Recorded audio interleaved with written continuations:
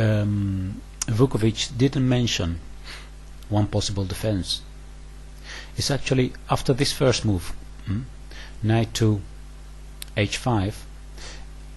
In the book, Vukovic mentions the option of playing c4, attacking the bishop on d3, and he says that also then white wins quickly by taking the knight on f6. After bishop takes, then again this sacrifice on h7, king takes, queen h5, king goes back to g8, and then taking the bishop on f6, opening this g file, and we have again exactly the same pattern of these two open files, the g file and the h file. So again, one check and the rook lift is enough to win.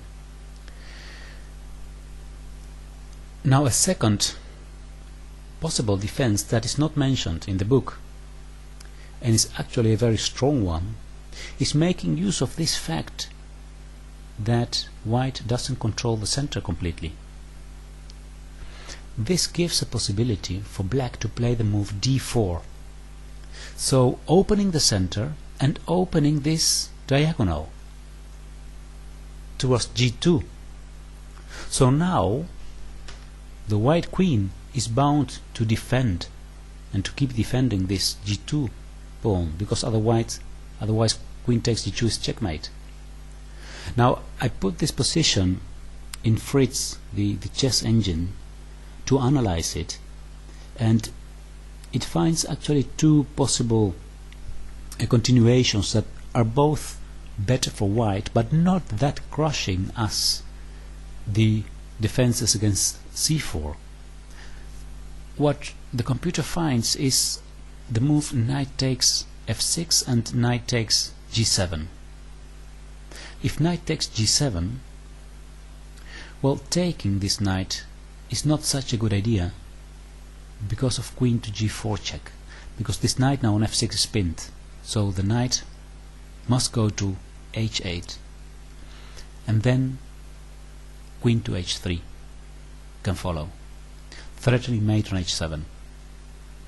Now there is a way to prevent this, and that is to take on g2.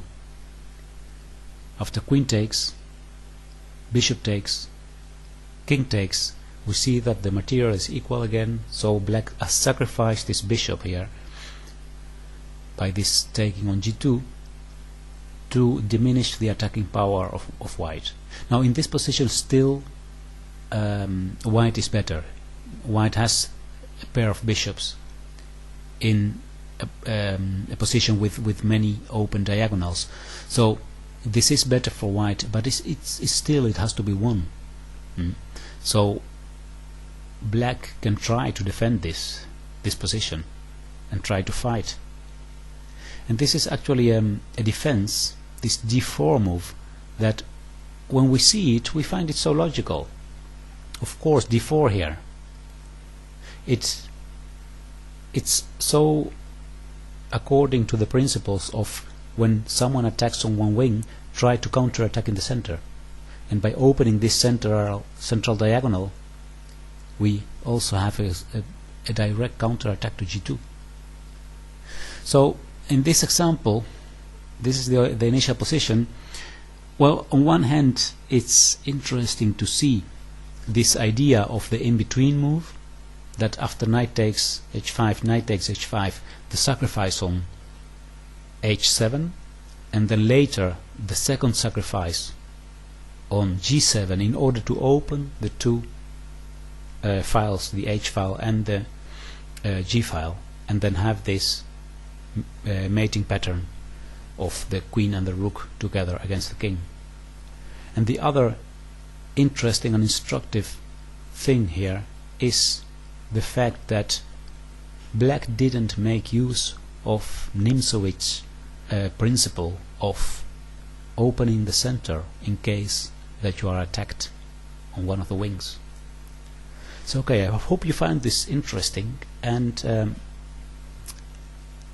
example number 6 will follow soon, one of these days. Alright, thank you for watching and see you next time. Goodbye.